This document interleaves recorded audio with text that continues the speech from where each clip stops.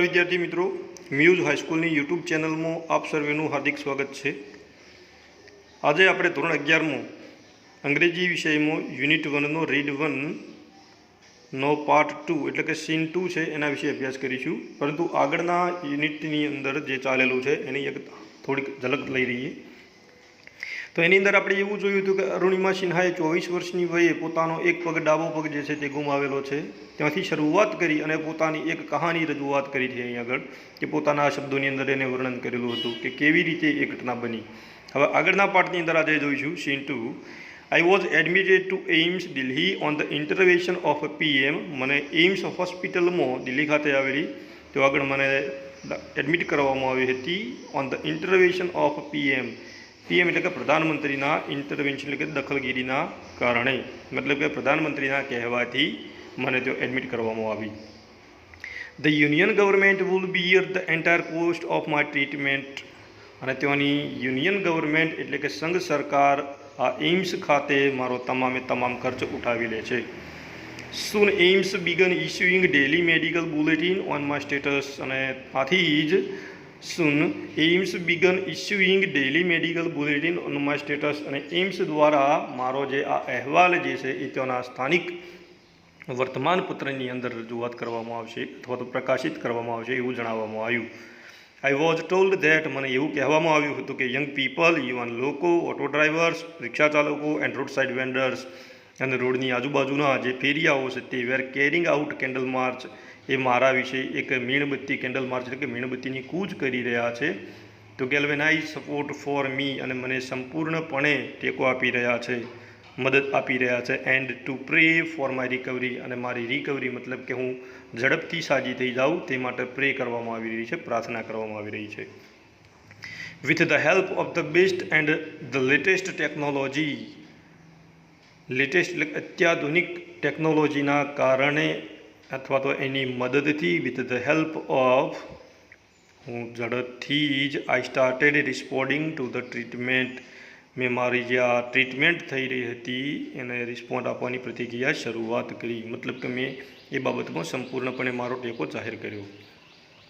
One morning my brother in law, अहीं आगळ brother in लॉनो मतलब आपेलो छे कि my sister Lakshmi's husband, any Ben छे जेनुं नाम छे लक्ष्मी, एना पतिनी वात करी छे जेनुं नाम पण आपेલું છે Sahib.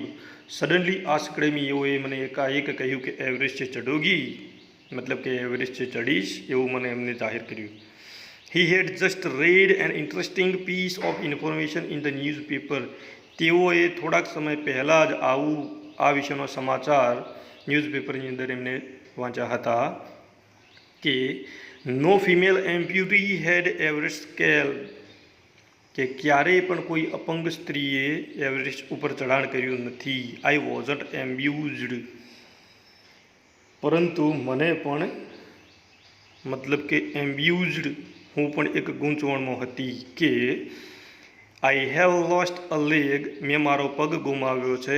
And you are talking of my Mount Everest, मैं मारो पग गुमाव्यो छे अने तमे मने एवरेस्ट शिखरनुं चढ़ाण करवानुं कही रह्या छो।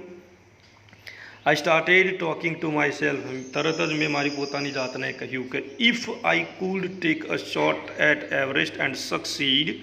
इफनो मतलब थशे कि जो, if I could take a shot, जो हूँ तेनु सफलतापूर्वक चढ़ाण करूँ, मतलब कि एवरेस्ट पर सफलतापूर्वक चढ़ाण करीश तो, एंड सक्सीड अने एनी अंदर सफल थईश तो, I would become the first female amputee to hold that record. हूँ प्रथम अपंग, एम्प्यूटीनो मतलब थशे अपंग फीमेल बनीश, स्त्री बनीश कि होल्ड दैट रेकॉर्ड, कि आ रेकॉर्ड मारो बनशे। I thought about it for some time, मैं आना विषे थोड़ोक विचार कर्यो। And then I conveyed to Sahib, conveyed एटले माहिती आपवी, जणावવું। Then I conveyed to Sahib, मैं एना बनेवी छे एने जणाव्युं के my willingness to take up the challenge, हूँ सदनसीबी मानीश, हूँ मारी जातने खुश नसीब मानीश आ चेलेंज स्वीकारवा माटे। अने कही दीधुं कि ठीक है हम करेंगे, मतलब कि ठीक से हूँ चढ़ाण करीश। आज सही एवं मैं जाहिरात करी दीधी। I now had something to look forward to a mission, अने हवे I had something to look forward to, મારી પાસે આ મિશન માટેની તૈયારી માટે, mission, a goal, a reason to dream, મારો જે લક્ષ્ય હતું, જે ધ્યેય હતું તે, રીઝન ટુ ડ્રીમ, મારા સ્વપ્ન માટેનું જે કારણ હતું તે. I was not going to be easy but throughout my life nothing had come easy. એનો મતલબ એવો થશે કે I was not going to be easy, હું સરળતાપૂર્વક તો નહીં ચડાણ કરી શકું, but throughout my life nothing had come easy, પરંતુ હવેના મારા જિંદગીમાં, હવેના મારા જીવનમાં સરળતાથી કશું જ મળી શકવાનું નથી. આઈ felt like I was Born again, અને મને એવું લાગી રહ્યું હતું કે હું ફરીથી જન્મી છું, મતલબ કે મારો પુનઃજન્મ થયો છે. Then I started waiting for my artificial limb to arrive, અને પછી I started waiting for my artificial limb, હવે હું મારો જે આ કૃત્રિમ પગ છે એ આવવાની, લિમ્બ એટલે મતલબ કે અંગ થશે, અને ટુ અરાઈવ એટલે આવવાની રાહ જોઈ રહી હતી. વેન ઇટ ફાઇનલી અરાઇવ્ડ, અને અંતે જ્યારે તે છેવટે આવી ગયો ત્યારે આઈ વોઝ ઓવરજોયડ, મારા આનંદનો, મારા આશ્ચર્યનો કોઈ પાર ન રહ્યો. The artificial leg felt almost like my real leg, અને આ કૃત્રિમ પગ જે છે એ મારા કુદરતી પગ જેવો જ લાગી રહ્યો હતો. I could hardly feel the difference, hardly એટલે થોડુંક, I could hardly feel the difference, મને એમાં થોડુંક જ તફાવત અથવા તો ભેદ જોવા મળી રહ્યો હતો. I had started falling in love with this stranger, અને ધીમે ધીમે એના પ્રત્યેનો મારો લગાવ જે છે એ વધતો રહ્યો હતો. હુમ આઈ વોઝ વેડેડ ફોર લાઈફ, એના પ્રત્યેનો કે જેની સાથે મારી સંપૂર્ણ જિંદગી અથવા તો મારી લાઈફ જે છે પસાર કરવાની છે. I had set my eyes on a mountain, મેં મારી આંખો જે છે, મારું લક્ષ્ય જે છે એ માઉન્ટેન ઉપર કેન્દ્ર દર્શિત કર્યું હતું. And I needed to prepare my self with the help of the stranger, અને મારી જરૂરિયાત હતી ટુ પ્રિપેર, મારી પોતાની જાતને તૈયાર કરવાની, with the help of the stranger, આ અજાણ્યા પગ એટલે કે કૃત્રિમ પગની મદદથી મારે એની સાથે તૈયારીઓ કરવાની શરૂઆત કરી મેં દીધી હતી.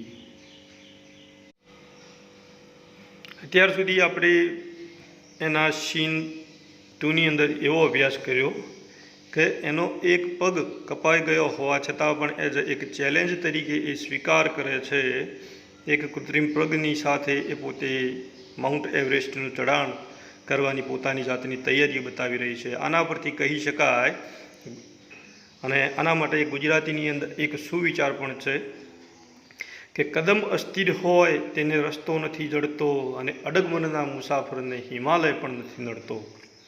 તો ચાલો મિત્રો, આજે આપણે આગળનો પાઠ જોઈએ, સીન 3. ઓન 28 ફેબ્રુઆરી 2012, 28મી ફેબ્રુઆરી 2012ના રોજ, almost a year after I was pushed out of the train, લગભગ 1 વર્ષ થયું હતું કઈ ઘટનાને, કે I was pushed out of the train, મને ટ્રેનની બહાર ફેંકી દેવામાં આવી હતી. હવે આના પરથી જાણી શકાય કે 28 ફેબ્રુઆરી 2012ના રોજ એનો જે પગ ગુમાવ્યો હતો એને 1 વર્ષ પૂરું થયું હશે.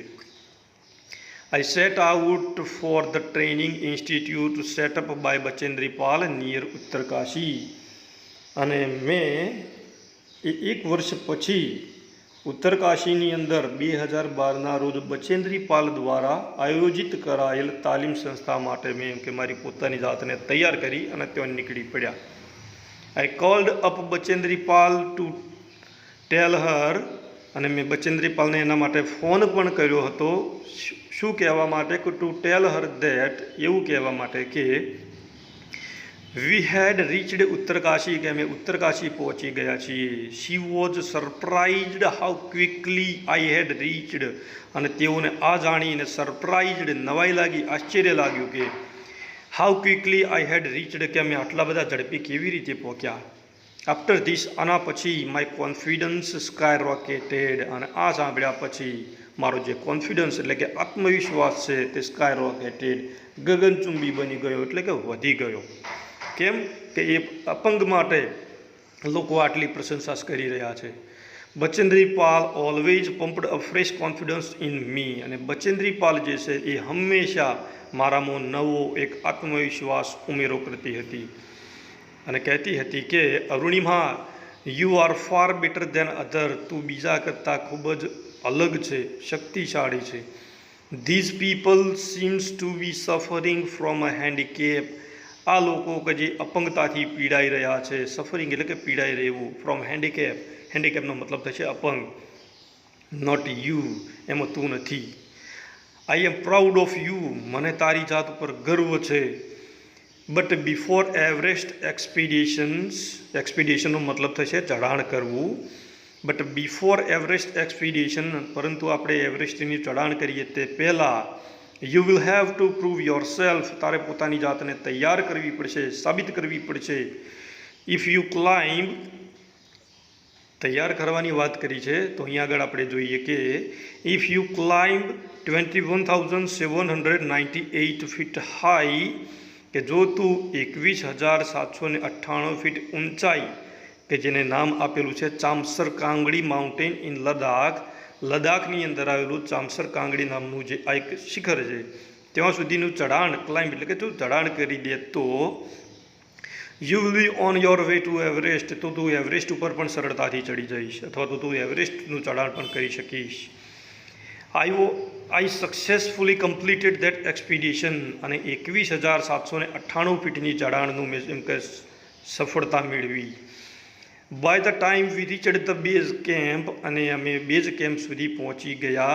जो बेज केम्पनी ऊंचाई आपेली है अहीं आगळ, सिट्युएटेड एट 18,000 फीट, जे के 18,000 फूटनी ऊंचाई आवेलो है। 16 of the 19 member of the team had retired, અને અહીં આગળ આપણને બતાવ્યું છે કે કેટલા સભ્યો હતા એની સાથે, તો 16 ऑफ द 19 मेम्बर्स मतलब કે 19માંથી 16 સભ્યો ઓફ ધ ટીમ અમારી સાથેના હેડ રિટાયર્ડ એટલે નિવૃત્ત થઈ ગયા હતા, मतलब કે એઓએ સાથ છોડી દીધો હતો।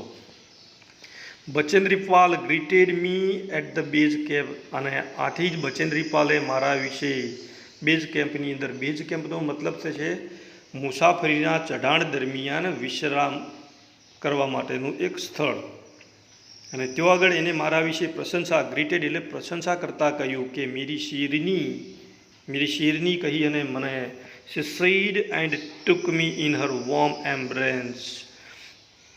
एवं मेरी शेरनी कह्या पछी एवोए मने एम के उमळकाभेर मारुं स्वागत कर्युं, अने मने त्यो उमळकाभेर वॉर्म एम्ब्रेस पोताना बाहोनी अंदर मने शामिल करी दीधी। इन द इवनिंग, अने ए सांजे बचेंद्री पाल एनाउंस्ड, बचेंद्री पाले जाहिरात करी, एनाउंस करूँ એટલે જાહેરાત કરવું, ડિક્લેર કરવું, that I was finally ready to for Everest, કે હવે હું માઉન્ટ એવરેસ્ટનું ચઢાણ કરવા માટે સક્ષમ છું। She also assured me that she would talk to the officials at Tata Steel for sponsoring my Everest dream. She also assured me, તેઓએ મને ખાતરી અપાવી હતી, વિશ્વાસ અપાવ્યો હતો કે that she would talk to the officials Tata Steel, કે તે ટાટા સ્ટીલના ઓફિસરો સાથે मतलब કે અધિકારીઓ સાથે વાતચીત કરશે। શાના માટે? For sponsoring my Everest dream, જે મારું એવરેસ્ટ ચઢાણ કરવાનું જે સ્વપ્ન છે એ સ્વપ્ન હાંસલ કરવા માટે મને સ્પોન્સરિંગ કરે, મને મદદ કરે, એ માટે એ તાતા સાથે વાતચીત કરશે। તો વિદ્યાર્થી મિત્રો, આજે સીન 3ની અંદર આપણે એવો અભ્યાસ કર્યો કે 21,798 ફીટની ઊંચાઈનું ચઢાણ, અને એ પણ એક અપંગ પગ સાથે, અને એ પણ એક અપંગ સ્ત્રી દ્વારા। તો એ કરી શકતી હોય તો વિદ્યાર્થી મિત્રો, આના પરથી આપણે એવું પણ સમજી શકીએ છીએ કે કોઈ પણ કામ કરવા માટે આપણું એક જે કહેવામાં આવે છે કોન્ફિડન્સ, આત્મવિશ્વાસ લેવલ જે છે એ વધારે હોય તો હું અને તમે આપણે બધાએ દરેકે દરેક પ્રકારનું કામ કરી શકીએ છીએ। Thank you.